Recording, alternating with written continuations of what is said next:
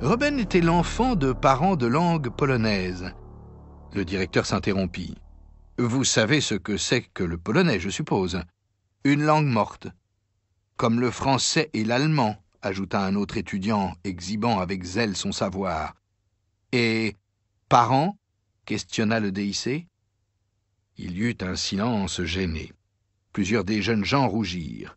Ils n'avaient pas encore appris à reconnaître la ligne de démarcation importante, mais souvent fort ténue, qui sépare l'ordure de la science pure. Le titre de l'actualité, les mentions père et mère vont disparaître au profit de parents 1 et parents 2 dans les formulaires scolaires. On vient donc de le dire, il n'y aura plus de mention père ou mère dans les formulaires scolaires. Dans les établissements scolaires, les voitures défilent, des parents déposent leurs enfants au compte-gouttes comme d'habitude et bien sûr ils sont interpellés par la vive controverse provoquée par l'amendement qui prévoit de remplacer les mentions père et mère sur les formulaires scolaires par parents 1 et parents 2.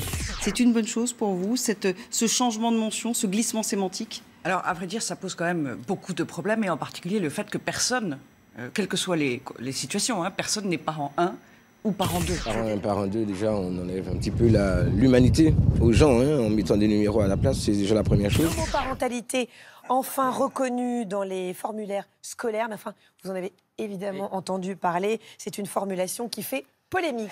Parents 1 et parents 2 doivent-ils remplacer père et mère? Vu la polémique, cette proposition devrait être modifiée, sitôt présentée, déjà modifiée, ce qui montre à quel point on a encore bien du mal à parler dans ce pays d'homoparentalité de manière apaisée. Ensuite, ça dépend de ce qu'on veut mettre et de ce que l'on veut dire sur parents 1 et parents 2. Si c'est pour dire et qu'on fait la corrélation avec la neutralité, avec les questions du genre, ça devient problématique parce qu'à l'école, pouvoir donner des informations privées sur des familles, sur le mode de vie des parents, je ne suis pas certain que ce soit la bonne chose. Nous allons vous présenter un document officiel, publié par Homosexualité et Socialisme, le lobby homosexuel au sein du Parti socialiste. En page 6, François Hollande déclare qu'il mettra en place, durant son quinquennat, des textes de loi pour établir l'égalité pour tous, sans discrimination liée à l'orientation sexuelle ou l'identité de genre. Cette fameuse identité de genre qui se rapporte directement à la théorie du genre, qui n'existerait pas, selon Nayat Vallaud-Belkacem. Alors socialiste, eh bien je suis féministe. Et je le dis ici tranquillement, parce que je pense que nous devons assumer les différences entre les femmes et les hommes. Elles ne sont pas seulement innées. Oui, les différences entre les femmes et les hommes, elles sont construites. Oui, le genre, ça existe. Et oui, nous allons l'enseigner dans les écoles. Et c'est tant mieux, parce que ça veut dire plus d'égalité. On dit parent 1, parent 2, ça m'interroge sur la destination de la société. Parmi les différents courants du transhumanisme, il existe un courant qui s'intéresse spécifiquement à la question du genre et qu'on appelle en anglais le post-genderism. Post-genderism, qu'on traduit en français par le post-genrisme. Dites-nous d'abord, Jacques Testard, qui sont ces transhumanistes dont on parle de plus en plus souvent? Alors, il y a quelques années, je vous aurais dit que c'était des chercheurs américains dans la Silicon Valley, très bien pourvus pour faire des recherches de pointe en informatique, en génétique, en neurobiologie. Aujourd'hui, je pourrais vous dire que c'est les chercheurs du monde entier, dans tous les pays développés. Le post-genrisme est un mouvement diversifié dont les militants prônent la suppression volontaire du concept de genre au sein de l'espèce humaine à travers diverses technologies théoriques telles que techniques avancées de procréation médicalement assistée, de gestation in vitro, c'est-à-dire utérus artificiel, de transgénèse et d'autres biotechnologies. Les défenseurs du mouvement avancent l'idée que la présence des rôles de genre, la stratification sociale et les différences physiques et psychologiques entre les hommes et les femmes ne sont pas choisies et de ce fait constituent une entrave à la liberté des individus. Je suis désolé, j'ai souvent l'habitude de dire que l'utérus est plus fréquent chez les femmes que chez les hommes et que les testicules c'est aussi beaucoup plus fréquent chez les hommes que chez les femmes. Je n'y peux rien. C'est pas par féminisme, par machisme ou par phallocratie. La biologie ça existe, la physiologie ça existe, l'anatomie ça existe. La preuve, c'est que des transsexuels qui ne se sentent ni hommes ni femmes ou qui éventuellement sont avec un corps d'homme mais se sentent femmes ou avec un corps de femme et se sentent hommes, il y a un moment donné quand ces transsexuels décident de choisir un sexe. Ok, donc moi je suis une femme transgenre et également lesbienne, tout ce qu'il faut pour aller en enfer. Comment là, moi j'ai subi des interventions chirurgicales sur la voix, mais il y a encore quelques problèmes. Eh bien, ils ont une relation avec un médecin qui va être un endocrinologue et puis ensuite avec un chirurgien. Et donc, on va leur injecter des substances, pas des livres ou des idées de Foucault ou des idées de Derrida, on va leur injecter des substances.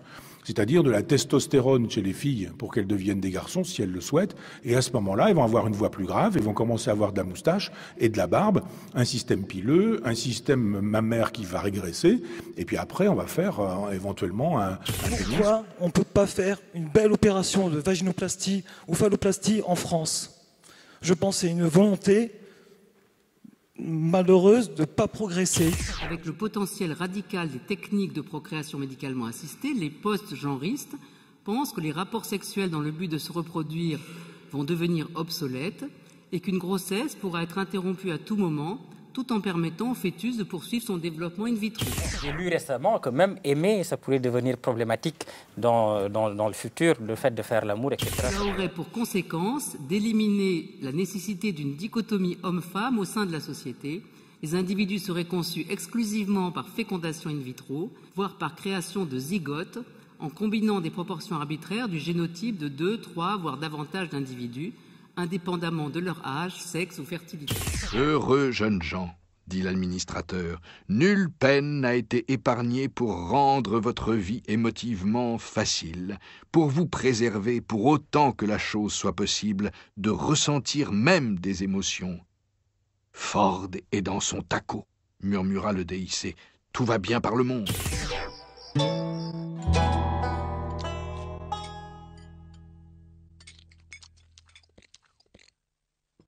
Alors, où avez-vous fait vos études, mademoiselle Golem? Le mythe du golem est assez passionnant et chargé d'histoire. C'est l'une des légendes les plus anciennes de l'homme. Le mythe était abordé dans le Talmud, où les sages avaient créé des hommes et des veaux. Juifs et chrétiens ont animé d'intenses débats sur le sujet durant tout le Moyen-Âge et la Renaissance. Durant ces débats, on discute des opérations pouvant engendrer un golem. S'ils y arrivent, comment juger son implication morale? Devra-t-il être considéré comme un homme à part entière? Et surtout, quelle sera sa place dans la société? Il faut dire que réussir à créer la vie est l'un des plus grands rêves de l'homme. Mêlez à cela un fort pouvoir religieux et vous deviendrez une sorte de dieu. Les inventeurs du mot robot, ce sont des Tchèques, les frères Čapek, qui utilisent le terme rabota, qui veut dire corvée, labeur, pour créer le mot robot.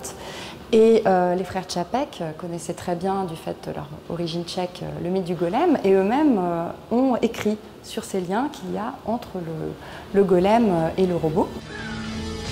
Le golem est littéralement une créature créée ou modifiée afin d'avoir de plus grands pouvoirs. Nous allons en tout cas vers un monde où la science va bouleverser nos repères, où la science va probablement nous permettre de nous modifier. Quelque part, nos super-héros sont nos golems à nous, mais en version moderne. Dans les comics, de toute façon, ça se base sur la culture juive, puisque les plus connus sont tous quasiment écrits par des dessinateurs juifs, qui portent en eux ces histoires et ces légendes, et qui calquent donc leur création sur l'histoire des golems. Il faut établir une véritable analogie entre le mot qui vient animer le golem, qu'il soit inscrit sur son front ou sur un parchemin qu'on va insérer dans sa bouche, et en fait les puces, les processeurs. Une autre filiation qu'on suggère dans l'exposition, c'est le lien entre le golem et l'intelligence artificielle, en tout cas l'ordinateur. Et là encore, on s'appuie sur des liens historiques, puisque on montre une vidéo où l'on voit l'un des premiers ordinateurs israéliens en service, qui s'appelle Golem 1, Golem Aleph, et ce nom lui a été donné par l'un des grands spécialistes de la mystique juive, Gershom Scholem, qui considérait que l'ordinateur, c'est la nouvelle forme de golem dans les années 60. Mark Zuckerberg, le créateur de Facebook, s'empare du phénomène En Marche. Bill Gates fait son éloge sur son blog. En septembre, c'est au tour de Barack Obama, en personne, sur CNN. Il y a un livre que j'ai vraiment aimé, un livre d'un auteur israélien, Yuval Noah Harari, qui s'appelle Sapiens. Ce qui le rend si intéressant et si provocateur, c'est sa stupéfiante synthèse de l'histoire. Du fond de la pensée de M. Harari, on va essayer de déterminer sa vision du monde et on va essayer de comprendre à partir de là pourquoi, quand on referme Sapiens et Homo Deus, qui à bien des égards et malgré leur côté idéologique assez marqué restent des bons livres, pourquoi on éprouve une telle sensation de malaise. Et si le nouvel ordre du jour de l'humanité se résumait à ceci, devenir des dieux, faire de vous des êtres plus heureux, des êtres plus puissants, des êtres qui vivront plus longtemps, immortels, pourquoi pas. Donc l'équivalent des dieux. La biotechnologie nous permet aujourd'hui d'y rêver, elle nous permettra sans doute demain de réaliser ce rêve. Et Homo sapiens, Eric Emmanuel Schmitt, pourrait peut-être évoluer vers une nouvelle espèce que l'on pourrait appeler Homo Deus. Et une nouvelle religion ferait son apparition. Voilà ce que Yuval Noah Harari retrace. Ce que nous savons, c'est que les deux premiers grands projets du XXIe siècle, la vie éternelle et le bonheur permanent, ne peuvent pas ne pas déboucher sur un troisième projet, Homo Deus, l'homme-dieu. Les futurs maîtres du monde, nous dit Harari en toute simplicité, seront donc plus différents de Sapiens que Sapiens ne l'est de Néandertal. Ils seront, je cite, pareils à des dieux. Dans ces conditions, continue l'historien israélien, les écarts de conditions vont aller très loin. Les processus de sélection intraspécifique vont déboucher sur une séparation de l'espèce en deux, au moins. Il y aura d'un côté en quelque sorte les paléo-humains, les humains à l'ancienne, et d'autre part les néo-humains potentiellement surhumains. Et Harari n'y va pas par quatre chemins. Je crains que Harari dans Homo Deus ait raison, c'est-à-dire qu'on aille vers des dieux et des inutiles, c'est-à-dire une aristocratie de l'intelligence, et puis de l'autre côté des gens pour lesquels le monde va devenir trop compliqué. Ceux qui rateront le train néo-humain, nous dit-il, seront finalement à terme voués à la destruction. Exactement comme Néandertal s'est effacé devant Sapiens. Sapiens, à son tour, en tout cas sous sa forme paléo-humaine, sera appelé tôt ou tard, d'une façon ou d'une autre, à faire place nette. Les élites politiques de droite et de gauche ont déjà intégré le paradigme de Harari. C'est-à-dire on va avoir un petit groupe de 10 à 15% de la population tout mouillé qui va gérer le monde de demain et qui va organiser l'intelligence artificielle. Puis on va avoir une masse très importante de gens qui n'auront pas une formation adéquate et puis qu'on va mettre à la fin au revenu universel. C'est pourquoi je suis assez d'accord quand Mme Abelkacem dit qu'il s'agit d'un eugénisme. C'est un eugénisme sur deux plans. D'abord, c'est un eugénisme parce qu'on sélectionne d'abord les meilleurs, on va dire, mais c'est aussi un eugénisme parce que tout simplement, on sélectionne ceux qui en ont le pouvoir, ceux qui peuvent accéder à cette amélioration, etc. J'aimerais bien que Laurent nous dise comment il pense que ceci va être accessible à l'humanité. C'est finalement le sujet de l'histoire. Quand nous réfléchissons à une machine algorithmique émancipée de sa base biologique, et que nous nous représentons cette machine algorithmique supplantant, puis pourquoi pas détruisant, son ancienne base biologique. De quel côté sommes-nous? Devons-nous nous accrocher à la base biologique ou devons-nous considérer qu'en réalité notre véritable nature, notre véritable essence, c'est cette machine algorithmique que nous sommes en devenir? Les technologies dont on parle, leur coût s'effondre encore plus vite que le coût des microprocesseurs. Les enzymes qu'on appelle les CRISPR, qui permettent de changer notre ADN, ont vu leur coût divisé par 10 000 en 7 ans. Une manipulation génétique, l'enzyme qui la permet, elle coûte 11 $. Elle va bientôt coûter 1 $ par manipulation génétique. Eh bien, 1 $ pour une manipulation génétique, ce sera accessible au Sénégal. Donc le problème de ces technologies-là n'est pas à moyen terme le problème de leur accessibilité tout autour du monde, c'est la question éthique et politique. Que faisons-nous de notre humanité? Où allons-nous? Quel corps développons-nous dans les années qui viennent? C'est une question éthique, ça n'est pas une question économique. Tels des aphidiens et des fourmis, les filles gamma en vert feuille, les semi-avortons en noir, se pressaient autour des entrées ou faisaient la queue pour prendre leur place dans les tramways à monorail. Des bêta-moins couleur de mur allaient et venaient parmi la foule. Le toit du bâtiment principal était vivant de l'arrivée et du départ des hélicoptères. « Bigre, dit Lénina, je suis joliment contente de ne pas être une gamma. » Nous devons créer une société inclusive et trouver le moyen d'éviter qu'il y ait un gigantesque gap. Ce que Harari, dans Homo Deus, appelle des dieux et des inutiles, les dieux, vous, qui maîtrisez, contrôlez, managerez les technologies NBIC, les technologies transhumanistes, et les inutiles, les gens moins favorisés, qui auront du mal dans le monde compliqué dans lequel nous rentrons, et les gilets jaunes. C'est la première manifestation de ce gap intellectuel insupportable que nous sommes en train de créer entre les winners, les dieux d'Harari, et les losers, les inutiles d'Harari.